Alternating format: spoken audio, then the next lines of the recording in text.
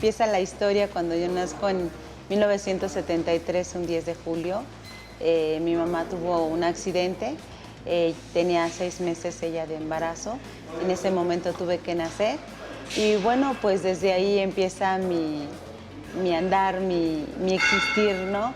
Ella se alivió en un hospital particular y le decían que como tenía una discapacidad y ella tenía, pues en ese entonces 11 hijos más, pues le propusieron una inyección del aire al corazón, que porque no iba a poder conmigo, porque probablemente no me iba a poder cuidar, y como desconocían mi discapacidad, que a lo mejor seguramente iba a vivir pues a lo mejor un día, un mes, máximo a lo mejor un año, ¿no? Entonces mi mamá no lo aceptó.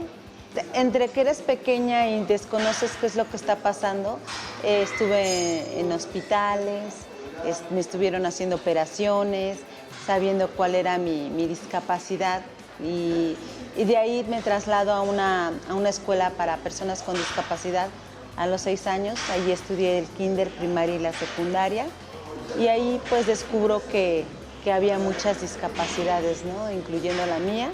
Tenemos el compromiso con mi hija. No puedo separar el ser mamá y ser deportista, no puedo de ser deportista y ser yo como ser humano, lo que me gusta, lo que me apasiona. A mí me apasiona la vida, me apasiona viajar, me apasiona disfrutar un cine, me apasiona disfrutar la música, me apasionan muchas cosas y convivirlas, conjuntarlas.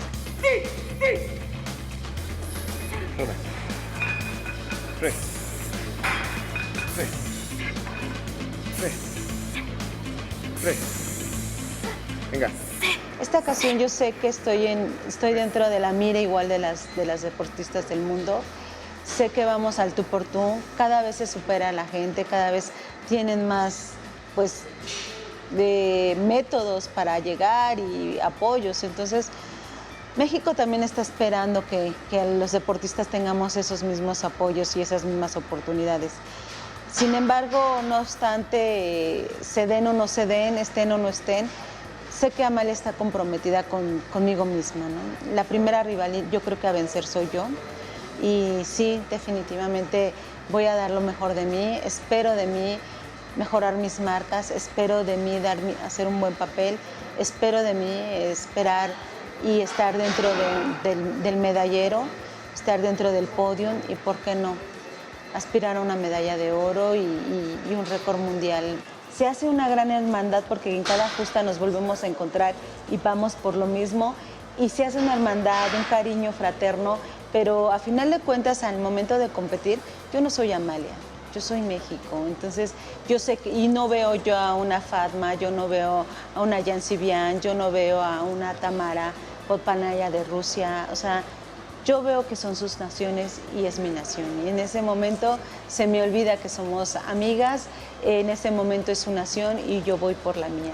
Yo voy por todos los mexicanos que están conmigo, por los que realmente creen y que sabemos que están con nosotros y que creen y confían en nosotros y que podemos hacer una buena representación a nivel internacional.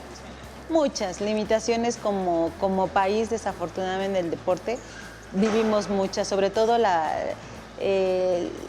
el conocimiento de los entrenadores hacia esta disciplina, el conocimiento sobre qué es una discapacidad.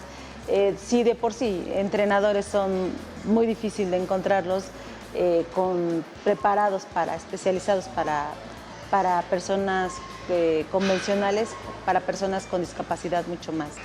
Yo creo que sí hemos hecho desde hace muchos años, los que estuvieron antes que nosotros, los que estamos ahora y los que pueden estar adelante, hacer presión que las autoridades volteen a vernos, que aquí estamos, que seguimos dando resultados, que nos seguimos comprometiendo con nuestra ciudadanía, que sí es bien cierto que ellos no nos voltean a ver, pero aquí estamos, ¿no? Si yo puedo hacer algo como sociedad, si yo puedo hacer algo como deportista, si hoy por hoy yo soy un ícono dentro del deporte paralímpico y puedo alzar la voz y puedo decir y puedo manifestar, no lo voy a dejar de hacer.